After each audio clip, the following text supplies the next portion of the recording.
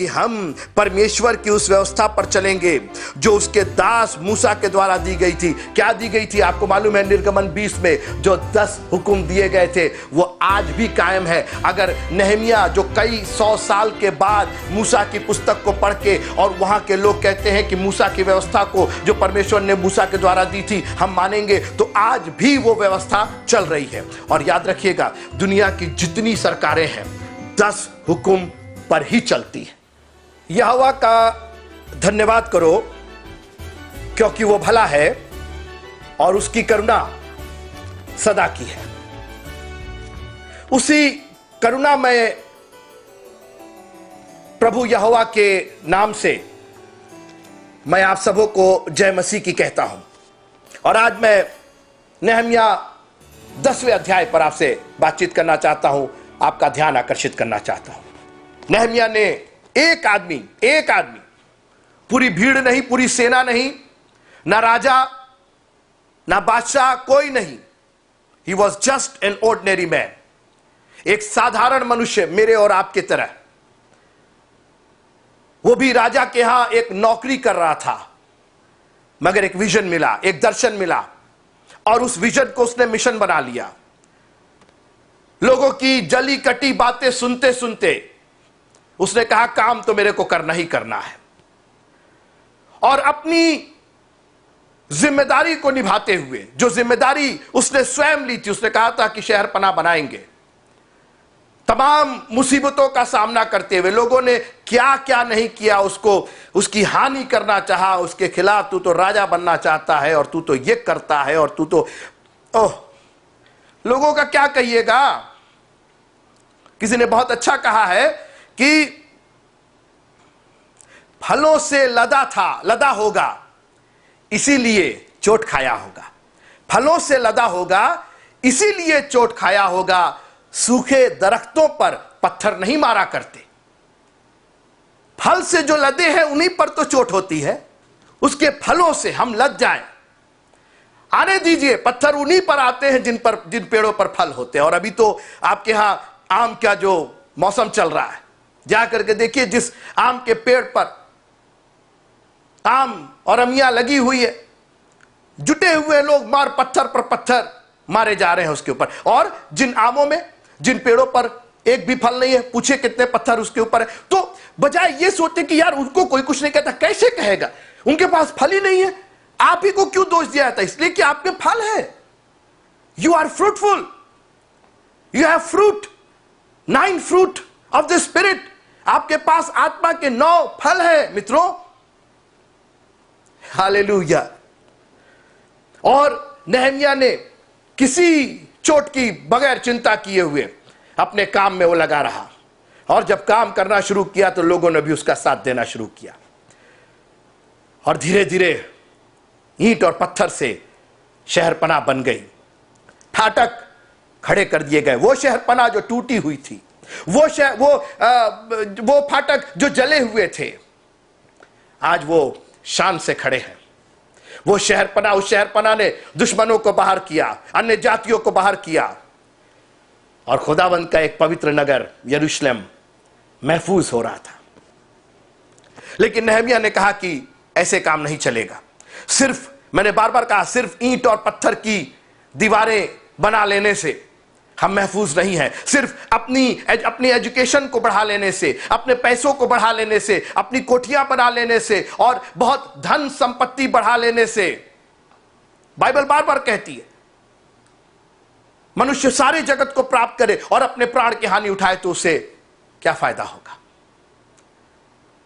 और इसलिए नेहमिया ने कहा कि ठीक है, यह शहरपनाह तो बन गई, ईंट और पत्थर की तो बन गई, मगर अभी दूसरी शहरपनाह बननी बाकी है। आत्मिक शहरपनाह बननी बाकी है, आत्मिक फाटक लगने बाकी है। और उसने एजरा नाम नबी को बुलाया और कहा पुस्तक पढ़ी जाए। The word of God should be red. पढ़ो, किताब पढ़ो, पुस्तक पढ़ो, मूसा की व्यवस्था पढ़ो, उत्पत्ति पढ़ो, निर्गमन पढ़ो। कोई है मेरे साथ प्रेज द लॉर्ड बोलने के लिए? और मैं यही चाहता हूं कि हमारे यहां रजिस्टर पढ़े जाए या ना पढ़े जाए, पिछले हफ्ते की कार्रवाई और अगले हफ्ते की कार्रवाई पढ़ी जाए ना पढ़ी जाए, मगर खुदावंत का कलाम जरूर पढ़ा जाए। कोई है मेरे साथ जोर से प्रेज द लॉर्ड बोलने के लिए? Because it is the word of God, क्योंकि परमेश्वर का वचन ही है जो आपको मजबूती प्रदान करेगा, जो आपके पांव के लिए दीपक बनेगा और आपके पथ के लिए उजाला बनेगा। Thank you Jesus, hallelujah. और लोग खड़े हो गए, पढ़ी जाने लगी, पुस्तक पढ़ी जाने लगी, और लिखा है कि लोगों ने समझ लिया। क्या समझा? लोग कहते बहुत अच्छा मैसेज दिया पाजी साहब ने, बिशप साहब ने खूब अच्छा मैसेज दिया। मत कहिए ऐसा जब तक आप उसको समझ ना ले। अब समझने का क्या मतलब? समझने का मतलब यह कि not only in the years, केवल कानों में नहीं समझना है, बल्कि अपनी चाल चलन में, अपने जीवन में, अपने रोज के जीवन में, अपनी दिनचर्या में उस वचन को ढालना है। क्योंकि तेरा वचन मेरे पांव के लिए दीपक, मेरे कान के लिए नहीं, मेरी आंख के लिए नहीं, मेरे पांव के लिए दीपक। जहां मैं चल रहा हूं खुदावंद, मैं तेरे वचन के प्रकाश में चल रहा हूं, मैं तेरे वचन के द्वारा अगुवाई में चल रहा हूं। जब तेरा वचन कहता है कि यह करना है तो वो करता हूं, जब तेरा वचन कहता है नहीं करना है तो नहीं करता हूं। That's what the word of God is. यही समझना है। हालेलुया। और अब देखिए परिवर्तन, देखिए परिवर्तन देखिए। शहरपना जो बाहर की शहरपना थी, अब किस तरीके से अंदर की शहरपना बन रही है। यह स्पिरिचुअल शहरपना काश की पीस चर्च के एक एक जन के जीवन में हो जाती। Thank you Jesus. सुनिएगा नहमिया की पुस्तक, उसका 10वां अध्याय और उसकी 28वीं आयत से। शेष लोग, उसके पहले काफी एक लंबी चौड़ी लिस्ट दी हुई है लोगों के नामों की। शेष लोग अर्थात याजक, लेवी, द्वारपाल, गवैये और न 3 लोग, नहमिया 10 उसका 28 से मैं पढ़ रहा हूं, निदान जितने परमेश्वर की व्यवस्था मानने के लिए देश देश के लोगों से अलग हुए थे, उन सबों ने अपनी स्त्रियों और उन बेटे बेटियों समेत जो समझने वाले थे, जिनको दिल था, जिनको लगन थी परमेश्वर के वचन पर चलने की, बेटे बेटियां स्त्रियां, द होल हाउस होल्ड, पूरा परिवार। आप अकेले क्यों आ रहे हैं? कहां है आपका परिवार? क्यों नहीं आप दुआ करते? घुटने के बल जाकर के दुआ कीजिए, खुदावंद उनको लेकर के आएगा, उनको मांगिए। Thank you Jesus, hallelujah. अपने भाई रईसों से मिलकर शपथ खाई कि हम परमेश्वर की उस व्यवस्था पर चलेंगे।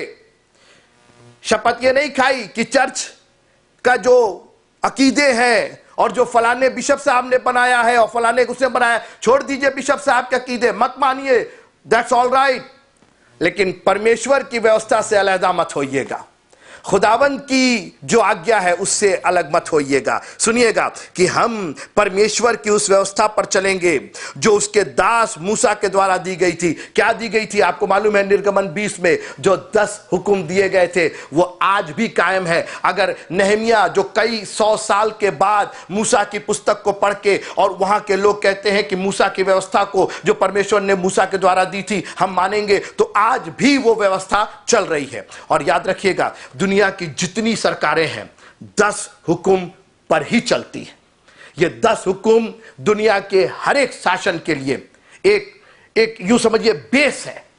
इन्हीं पर आधारित शासन हो सकता है। जब ये 10 हुक्म हमारे जीवनों में आ जाते हैं, हमारे जीवन परमेश्वर की आशीष से भर जाते हैं। Thank you Jesus. उसके दास मूसा के द्वारा दी गई है और अपने प्रभु यहोवा की सब आज्ञाएं, एक नहीं, 2 नहीं, 3 नहीं, सब आज्ञाएं। Oh thank you Jesus. नियम और विधियां मानने में हम लेट लतीफ होंगे, ऐसा नहीं लिखा मित्रों, लिखा है हम चौकसी करेंगे। कभी आपने चौकसी की है, जिसको रखवाली कहा जाता है या चौकीदारी कहा जाता है? कभी ट्रेन स्टेशन जाइए और आपको ट्रेन पकड़ना हो, आप चौकसी करते, हर 2 मिनट पर घड़ी घड़ी घड़ी घड़ी, अभी तक आए नहीं, आए नहीं, आए नहीं, आए नहीं। वो है चौकसी। यहां तो 1 वर्शिप चली गई, 2 वर्शिप चली गई, जवानों ने गीत गा लिया, स्पेशल गीत हो गया, पता ही नहीं है। चौकसी कर रहे हैं आप।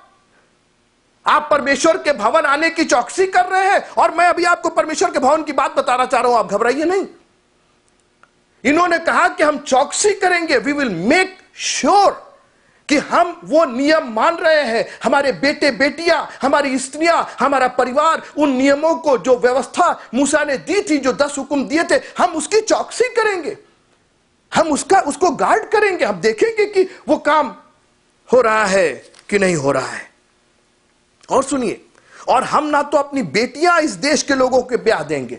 वाह, चौकसी देखिए, तय कर लिया उन्होंने, नियम बना लिया। बोले हमारी बेटियां गैर मसीहियों में नहीं जाएंगी, अन्य जातियों में नहीं जाएंगी, और ना अपने बेटों के लिए उनकी बेटियां ब्याह लेंगे। आपने देखा, बोले ये मिक्स मैच नहीं चलेगा, ये असमान जुए में जुतना नहीं चलेगा। हम अपने ही बिरादर खोजेंगे, अपने ही विश्वास वाले खोजेंगे, वो जो खुदा की व्यवस्था पर चलता। असमान जुआ मित्रों, असमानता आपको कहीं नहीं आगे ले जाएगी। Thank you Jesus. और आगे सुनिए, और जब इस देश के लोग विश्राम दिन संडे को अन्न व और बिकाऊ वस्तुएं बेचने को ले आएंगे, तब हम उनमें से तो विश्राम दिन को ना किसी पवित्र दिन को कुछ लेंगे, और 7वें वर्ष में भूमि पड़ी रहने देंगे। आपने सुना, विश्राम दिन के लिए उन्होंने क्या बढ़िया नियम बना रखा। बोला जब इस देश के लोग आएंगे बेचने खरीदने के लिए, हम छुएंगे नहीं उसको। और यहां तो चर्च के बाद निकलते कहां चला जाए, कौन वाली चला जाए, कौन वाली देखा जाए, जाते साथ कुछ नियम बनाइए ना संडे का। Thank you Jesus. यहां तो चर्च से निकले नहीं, घर पहुंचे नहीं कि तुरंत ऑन। अरे एक नियम बना दिए कि नहीं, संडे को शाम तक टीवी नहीं खुलेगी तो नहीं खुलेगी, आने दीजिए जो भी आ रहा है। हमने अपने घर में नियम बना रखा, कोई भी आ जाए, कहीं का भी आ जाए, कितना भी बड़ा न्यूज हो, हुआ करे। हमारे प्रभु से बढ़ करके सुसमाचार, हमें तो सुसमाचार मिला, हम समाचार जान के क्या करेंगे। कोई है मेरे साथ प्रेज द लॉर्ड बोलने के लिए? मेक श्योर एक नियम बनाइए कि संडे है, संडे को विश्राम दिन के लिए मानने के लिए आप करके देखिए ईश्वर कैसे आपको ब्लेस करता है, कैसे आशीष देता है।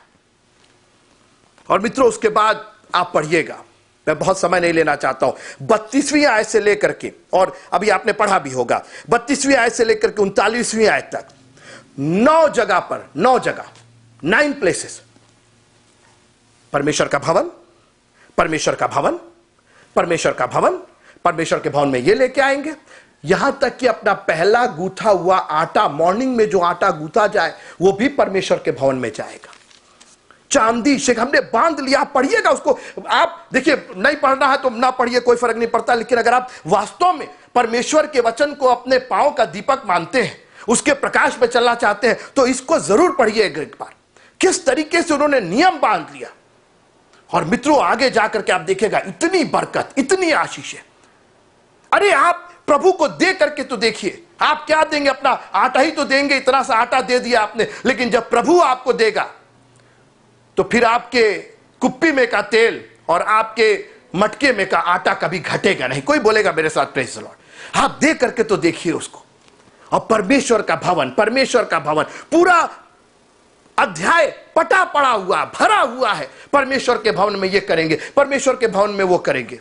और आज हमें बैक करना पड़ता है, हमें आपसे कहना पड़ता है प्लीज परमेश्वर के भवन को मत छोड़िए, मत आइए इस भवन, किसी भवन जाइए, अगर वो परमेश्वर का भवन है, अगर वहां परमेश्वर आपको मिल रहा है, go there, but don't leave the house of God. परमेश्वर का भवन मत छोड़िए। मित्रों, हमारा खुदावंद एक महापराक्रमी परमेश्वर है, और वो चाहता है कि उसके नियम माने जाएं। उसने नियम बनाए हैं उसकी अवहेलना करने के लिए नहीं, उसका तिरस्कार करने के लिए नहीं। आप थोड़ा सा आगे चल करके देखिए, थोड़ा सा नियम, आपको लगता है कि वो नियम कठिन है, लेकिन आप एक बार उसका नियम मान करके देखिए। सिर्फ 2 मछली और 5 रोटी दिया था उस लड़के ने, और 12 टोकरियां भर करके उठाई गई। वो खुद तो खा करके तृप्त हुआ, 5000 से ज्यादा के लोग। वाह वाह। देखिए, प्रभु कहता है कि तुम्हारे हाथ में जो है वो मुझको दो, तो मेरे हाथ में जो है वो मैं तुमको दूंगा। आप बहुत हल्का ले रहे हैं इसको, मुझे मालूम है। आप नहीं, कोई पहले जोर से बोलिए प्रेज द लॉर्ड। आपने इस बात को बहुत हल्का ले लिया। मैंने कहा कि प्रभु कहता है कि तुम्हारे हाथ में जो है वो मुझे दो, तो मेरे हाथ में जो है वो मैं तुमको दूंगा। इतने हल्के से आपने ले लिया इसको। अरे जब प्रभु अपनी मुट्ठी खोलेगा ना, जब प्रभु अपने हाथ से देगा ना, आपने क्या दिया आपका तो अब छोड़ दीजिए, आप बात छोड़ दीजिए। प्रभु को दे करके देखिए, प्रभु के भवन में दे करके देखिए, अपने आप को समर्पित करके देखिए मित्रों। इतनी आशीषें देगा प्रभु कि समाने की जगह नहीं होगी। खुदावंद आप सबको बड़ी आशीष दे। मेरे और मेरे परिवार के लिए प्रार्थना करते रहिएगा। नहम्याह की इस पुस्तक को कई बार पढ़िएगा। और मैंने कहा कि हमारा प्रचार कम हो, आपका अध्ययन ज्यादा हो। अपने घर में ऊंची आवाज से पढ़िएगा, कई बार पढ़िएगा। इतनी मैं कह रहा हूं स्पिरिचुअल आपको इतनी आशीष मिलेगी।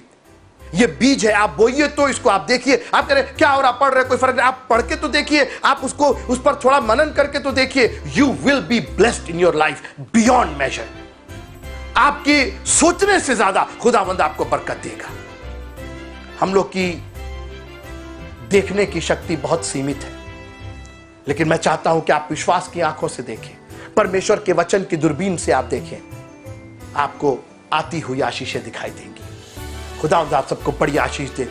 प्रभु में बने रहिएगा, परमेश्वर के भवन को मत छोड़िएगा, उसके भवन को प्राथमिकता दीजिएगा। पहला गूथा हुआ आटा परमेश्वर के भवन में, शेकेल आपका 10वां अंश, आपका टाइम, सप्ताह का पहला दिन रविवार चर्च में बीत जाए, पहले प्रभु को दे दिया जाए और बाद में सारी वस्तुएं आप में जोड़ दी जाएंगे। God bless you all. प्रभु आप सबको बहुत आशीष दे।